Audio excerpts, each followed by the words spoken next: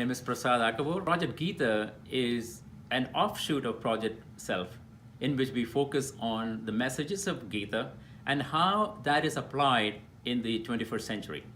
Last week I mentioned loving kindness and compassion, so we'll dig a little deeper into that today. Loving kindness and meditation. What's the Gita connection? If you look at chapters leading up to chapter 6, 4, 5, and 6, and also chapter 12, you'll see messages scattered around the chapters pointing to the fact that everything in this universe, it doesn't matter, living or non-living, is made up of the same entity. That includes you and me, every single atom. Doesn't that really agree with what the modern science says? Every material object is made up of the same protons and neutrons and electrons, and if you dig deeper, even the electrons are not really material things. It's energy concentrated. Anyway, that aside, how does that relate to our brain? Studies have shown that practicing loving kindness and compassion can improve your quality of life and health, overall health. What's happening in the brain?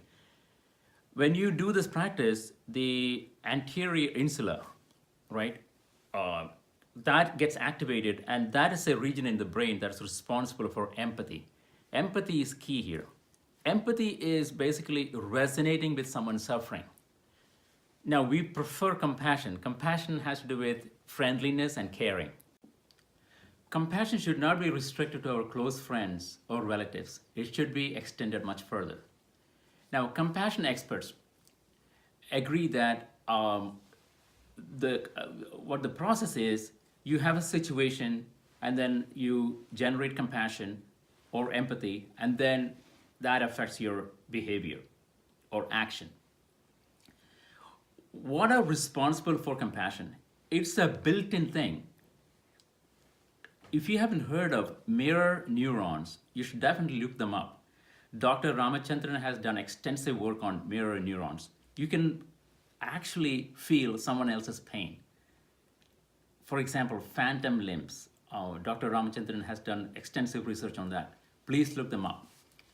Now, compassion practices help emotion regulation by reducing personal distress. That's where the key is. You're reducing personal distress. They also help develop altruistic behaviors. If you look at great men and women who have lived in this world, knowingly or unknowingly, they have practiced compassion and altruistic emotions. Now, compassion training also increases visual attention to suffering and decreases amygdala, get this, decreases amygdala responses. I want to distinguish between empathy and compassion a little bit.